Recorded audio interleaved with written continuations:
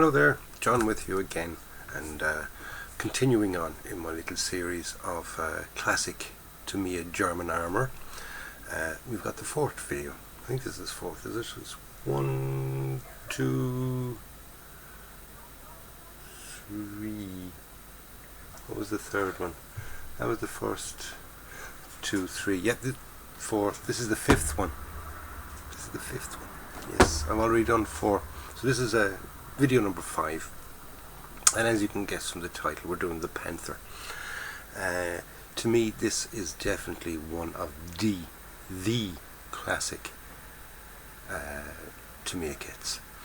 If you're not a modeler and want to get into modelling, this to me would be the kit to buy, because you end up with a kind of reasonably impressive kit. Okay, maybe like a lot of the shall we call them the rivet counters hate this one because of its inaccuracies, as in screws and nuts and bolts in the wrong places, hence the name rivet counters.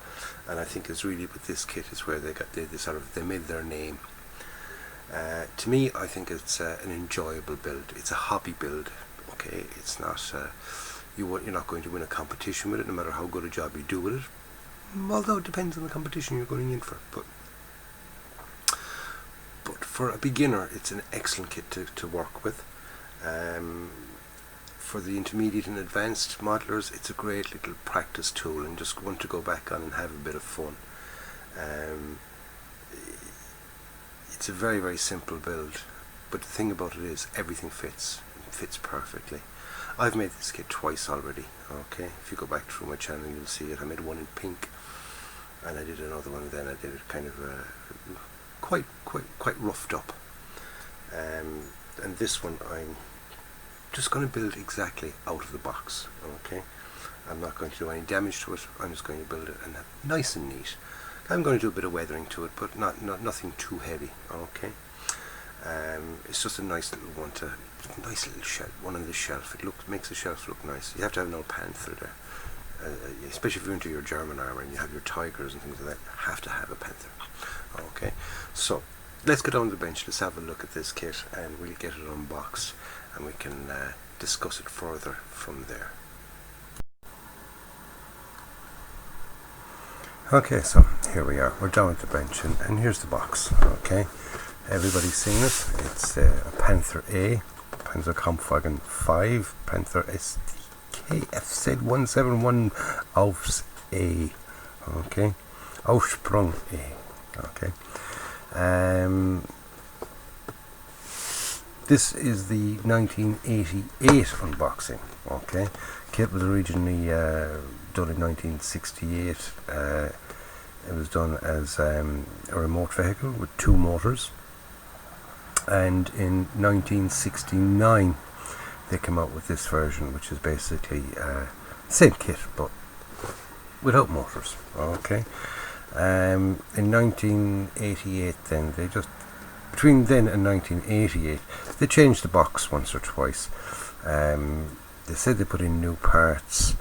1 or 2 of the parts, as you can see, like when we open this up, you'll notice that the parts are bagged in literally three different types of bags. Okay, so it went through a couple of different toolings. Okay, excuse me. Just because this is like most of the molds were made in 1968. Did have been cleaned up. I think it maybe every 10 years or whatever the frequency of cleaning them up are. They'd have cleaned them up, and because maybe every million or whatever that they make, or a couple of 100,000, they just re-scrape the molds, make them finer again. Otherwise you end up with flashing all over the shop. Okay, so this is the 1988 reboxing of it, and that's literally it, a reboxing. That's all they did, was they just changed the box, made it look nice and fancier. Probably changed the instructions, made them a bit more up to date and a bit neater and all that kind of thing. But like, as I say, I don't know of the original. I've never seen the original instructions or anything like that. Okay, so as we go around the box, you can see there it's just basic info there. Some more of the kits that they do, that TAMIYA do. Okay, We've got Yag Panther, King Tiger, Hunting Tiger, and amazing thing is, right, we've got the King Tiger, which would be, say, what people refer to as the Henschel turret, and the Hunting Tiger is what people refer to as the Porsche turret. Now, the thing is, Porsche didn't do any of the turrets. Okay, it was just the turrets that were made for the Porsche version, which was a slightly different hull. Okay, they never went ahead with the Porsche hull on it. They went with Henschel's design, and the turrets, believe it or not, both turrets were actually made by Krupp. Okay, but these ones were originally made for the Porsche. There you go, a little bit of history. Okay, German Tiger and the German Panzer III. Okay, so that's enough looking at the box, because we didn't buy it for the box. Usually, you know what I do anyway is once I make the kit, I tear up the box and chuck it in the bin. Otherwise, I'd have a stack of boxes there, and bit ridiculous, really, bit ridiculous. Okay, anyway, what do we get inside in the box? We get an instruction sheet. Okay, now the instruction sheet is single sheet, fold out, and we will check it out at a later stage. Right, we get an upper hull, we get a lower hull, we get 1, 2, 3 bags of sprues. I nearly said screws there. Okay, we've got our decals in this one, and when I was saying about 3 different types of bags, this one has staples on it. Okay, this one is a roughly crunchy bag. We call it the crunchy bag because it, as you can hear, it makes noise. Okay, but it's heat sealed. And here we've got another heat sealed bag, but different again. Right, totally different again, as in the it's just heat sealed differently. Now we got a couple of loose parts in there. We got the mantlet is loose. There are 2 parts of the mantlet are loose, and we've got the tracks in there as well. So what I'm going to do now is we go through them one at a time. We open them all up, and we'll have a look. Start off with the upper and the lower hull. Anyway, seeing the fact that they're already open. Okay, there's the upper hull. Quite nice, you know. It's got all the bits and pieces the Panther needs. Okay, got the engine deck. You're not going to get any PE or anything like that. You've got nice big gaping holes, and the reason all these holes were sort of so prominent really with this was to let air in. Yep, simple as that. Just to let air in around, so keep the motors cool. Because remember, there was 2 motors in this, and they had to be kind of kept cool. Otherwise, your tank wouldn't last very long, and it would sort of it would melt away. Okay, so we've got now some nice sort of welded panels. Okay, we've got our little bit of welded detail across there. Not very much. It's not so super detailed. We get a bit of light over that. And you can have a look there at that. You know, it's not super detailed, but it's there. And, you know, if you want to make it any more than that, there's plenty of videos out there on how to do it. You can do it with sprue, you can do it with fillers, loads of different ways of doing it. Okay, so there's the light back in there. There's our upper hull. We just put that aside behind this. Okay, we've got our lower hull. And there's you got your fixings for the motors, but we're ignoring that anyway. Okay, we got our bump stops already molded onto it as our suspension arms. Right, we've got the 2 holes here for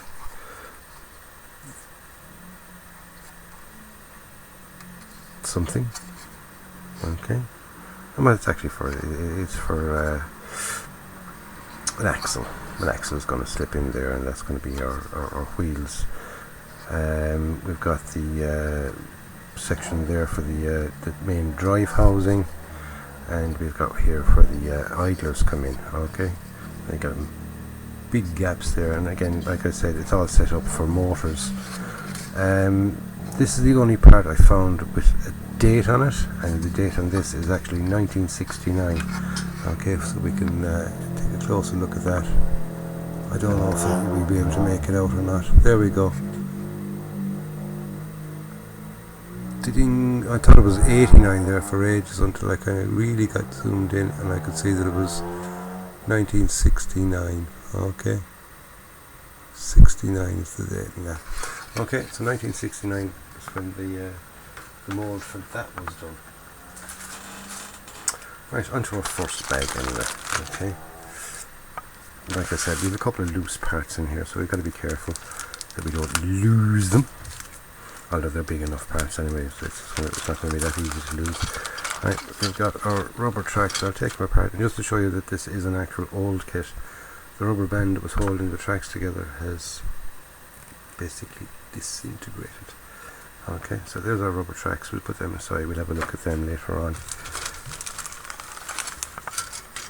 Okay, make sure there wasn't anything left in the bag. We took away the bag. Right, so we got some loose parts, and like I said, that are mantlet parts. Okay, one fits over the other, and we get a bit of movement on our gun. Right, like I said, I don't know whether these are accurate or anything like that, and we're not really caring. If you want an accurate tank, you pay a lot more for it. Like I said, this is an old kit. It's still available now.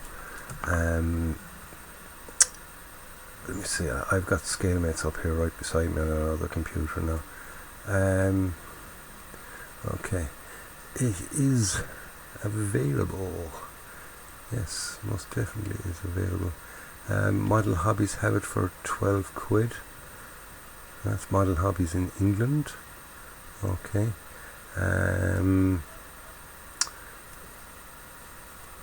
Where are we now? There we go.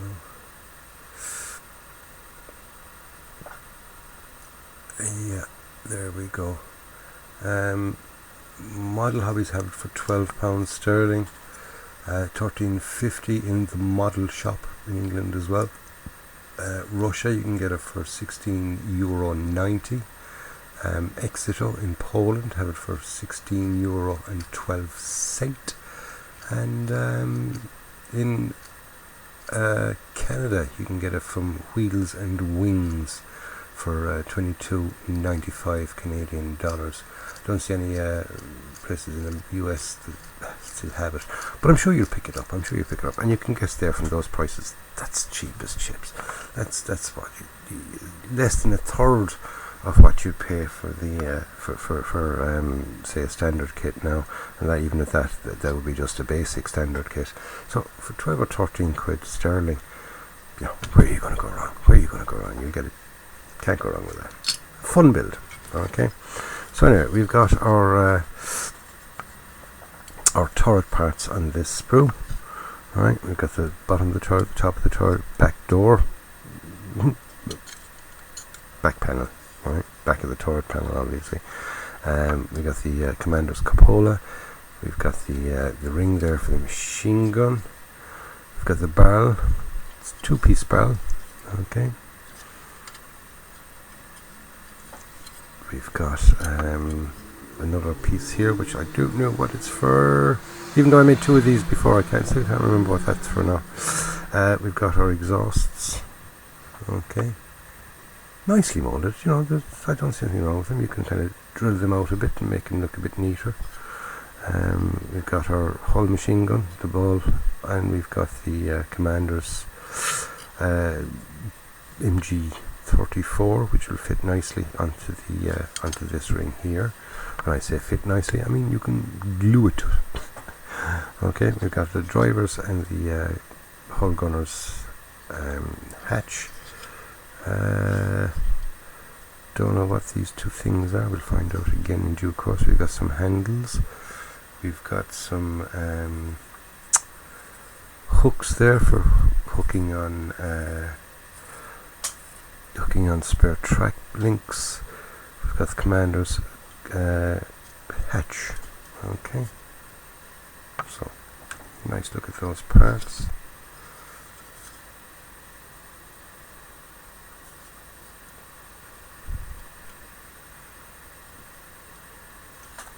so that's that sprue. And the sprues are not marked, but they will say it in the instructions actually. We'll see what sprue that was. According to the instructions, that was sprue B. This is sprue C. Okay. This is our crunchy plastic one, as I call it.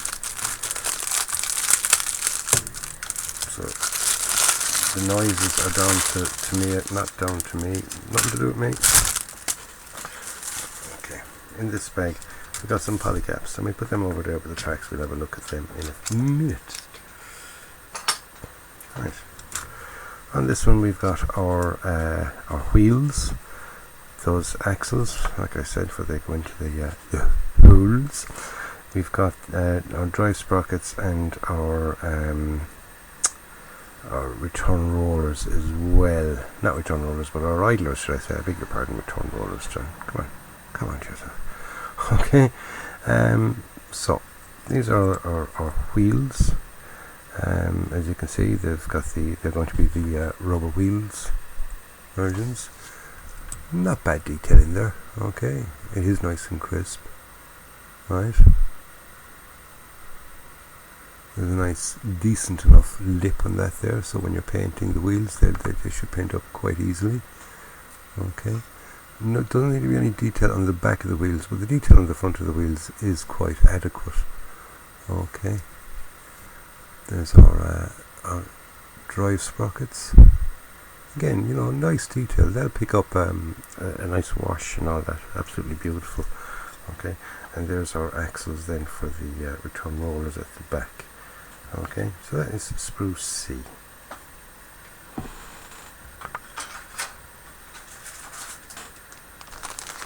Now we're on to our stapled bag. Mad, isn't it? I mean, there's only 3 bags in there, and all 3 bags are different. All 3 packaging methods are different. Right. So, chuck away the bag. We've got our decals. Okay. Have a look at them a little bit later on. Again. Right. Here we have 2 tow ropes. Now, with these tow ropes, okay, they get you to sort of heat and bend them. I have never got them to work right. I've always ended up sort of cutting them off and making my own little bit of a tow rope. So I'll probably do it again with this one. Like if you look at our instructions here, they get you to sort of bend the tow rope to look like that. It's never worked out for me. You know, they kind of end up breaking and things like that, but we'll see. We'll give it a try, see can I do it, make it look kind of natural. If it works, it works. If it doesn't, then don't go blaming me. Okay, on this sprue anyway, we've got our spare track links. Okay, pretty nice detail on those. You must, if you agree. Okay. Actually quite nice, apart from that one just there. It's got a big ejector pin mark in it. None of the rest do. Oh, they all do. It's just when you tilt it down, it's just that one looked a bit more prominent, but they all have a little ejector pin mark right in that spot. But that can be cleaned up quite neatly, nicely. You know, I've seen tracks with a lot worse condition. No detail on the back. Okay, we've got our storage boxes there for the back of it.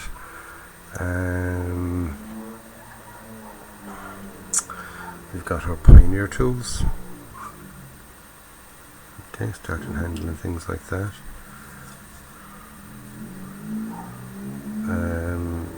We've got horrible looking wire cutters there. When I say horrible looking wire cutters, I mean a horrible looking wire cutters. It really is. It's a horrible looking wire cutters. Right. We've got the jack. Okay. There's the open and closing device for the front hatch. That's the driver's sort of vision hatch there at the front. Okay. We've got the cleaning rod tubes. The cleaning rods are sort of hidden away in this one. Okay. We've got the racks there, the equipment racks. We've got our figure. one of our figures. Comes with two figures, comes with a commander and a driver. Okay, so they're going to be fun getting them made up. As you can see, you know, they're pretty basic. They're the standard TAMIYA figures of the day. Lovely big seam line down his trousers there. But you know, bit of clean up. He's not going to end up too bad. You know, you got to consider the age of this kit as well, and the fact that, you know, like I said, the price indicates, you know, the price is reflected in that. You know, pick it up for 12 quid sterling. What's that? 15, 16 euro. If you can't afford that for a kit, then okay. So there's our parts, our main parts. Okay, there's our driver. Nice look at him. Handsome chap. Right. He's ugly hands, but he's a handsome chap. Right. You're only going to see that much of him anyway. You know, you're not going to see his hands or his feet or his legs, because he's only going to be sticking up through the hatch. If you're going to have him raised, otherwise he's going to, when you see it, yeah, you could have, yeah, you might kind of look in the open vision port and might see him sitting inside. So that's the parts in general, as in what's on the sprues. Here's those polycaps. Okay, we the same sort of polycap system with both the Tiger and the King Tiger in this series already. Okay, so it's basically the same idea. And here we've got the tracks, right? Now, like I said, I have made this kit twice already, so this will be the third time I've made this kit. And I've had no problems with the tracks, okay, as in the fitting of the tracks, okay.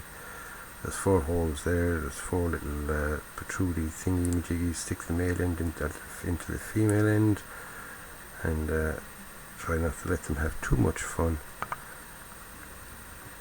And there you go, Bob's your uncle. Detail again, like the King Tiger tracks, and actually the same with the SDKF Z7, and I think it was the same with the Tiger tracks as well. No detail on the inside, okay, which is a pity. All the detail is there on the outside. Okay, it's on the outside of the track. So, you know, when you're doing it, just add loads of mud and gunk in there, so you won't notice them too much. Not that it makes much sense, because muck and stuff wouldn't have really got in there, because especially if the tank is moving, you know, it's not going to kind of be the one area that is clean.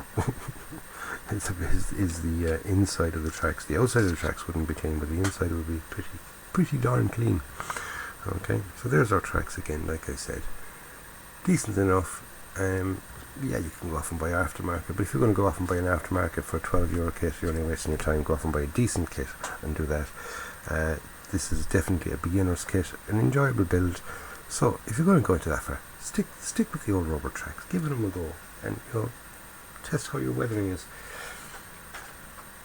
Give it a chance, you know. It makes a great painting mule as well. That's a good term, that, a painting mule. In other words, something for test bed, for trying out different techniques. Okay, you can try out the nice model to try out the hairspray technique, because if it doesn't work for you, then what have you wasted? Nothing, but you've probably learned a valuable lesson. Okay, so here's our decals. We got 223, 309 and 421. We've got the 3rd SS Panzer Division, 1st SS Panzer Division. Okay, and I think the helmet then is with the 2nd. Right. We've also got some Wehrmacht ones. You've got another couple of SS ones there. Right, you've got the kill stripes. I've never actually used kill stripes. Anytime I've ever put them on, they've never really worked on me. They always look ugly, so I always end up scraping them off again. Okay, and we've got 4 of the crosses as well. So that's basically all the parts, and the decals, transfers, stickers.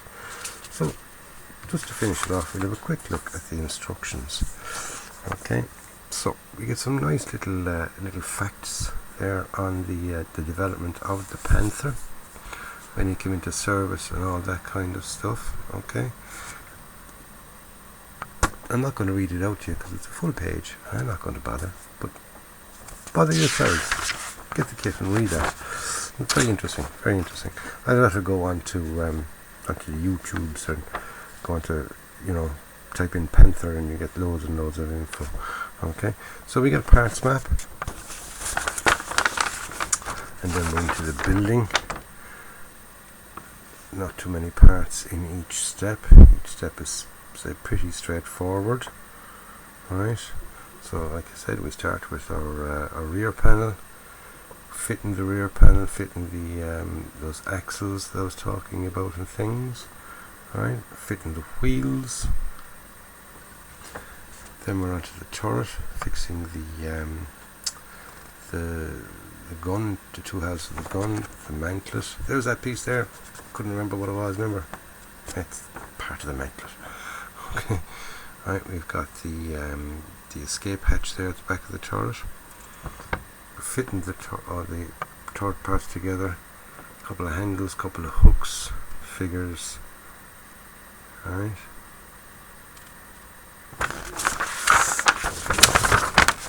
Then we're into the gun barrel carriage. That's what they're calling it there. Some people call it the gun lock, some people call it carrying cradle. Whatever you want to call it, there it is. Okay. Alright, we've got the utensil container, or the cleaning rods container. We've got the utensil racks fitting on towing cleats and our tools. Alright, we're in now to our the inside of the upper hull, fitting the ball machine gun, the hatch there for the vision block, or the driver's vision hatch at the front. Okay, the drivers and co-driver or bow machine gun or radio operators, whichever you want to call them, their hatches. Fitting tracks there at the back, some few more tools and things. Right, same then at that side. Fixing our tracks. Marking options. And that's it. Simple build, simple build. Okay, all the fun of this is, a lot of the fun of this has been the painting. So there's the unboxing of it, lads. A lovely kit to get, very, very cheap. You pick it up for pence. Great mojo breaker. If you got it after doing, say, 3 or 4 hard kits and you want something just to kind of get back into the old fun part of it again, something simple that you're not going to tax yourself on. Fun to paint, fun to build. So that's it, lads. Don't forget to give it a like, thumbs up, yes, and hit the like, hit the bell, should I say, and don't forget to subscribe as well. So this is the first video of the Panther series. We'll have build update 1 where we get it built, build update 2 where we get it painted and final revealed. So don't forget to join me for that, and to make sure you do, like I said, hit the bell, and you'll be notified when it'll go into your notifications box and all that kind of thing. So I'll leave it at that, lads. I'll join you on the build. Hope you stay tuned to the channel. Hope you go back and watch the other classic TAMIYA kits that I've done. Like I said, I'm doing a series of 7. This is number 5. That means I have 2 more to go after this. And they're the old classic TAMIYA kits that you'll pick up. Now, a lot of them you still pick up now, and you'll pick them up for a reasonable price, and they're fun to build. So, while I'm saying all that, go out and buy yourself a kit. Build it and enjoy it. This is John signing off. I'll catch you in the next one, lads. Take care.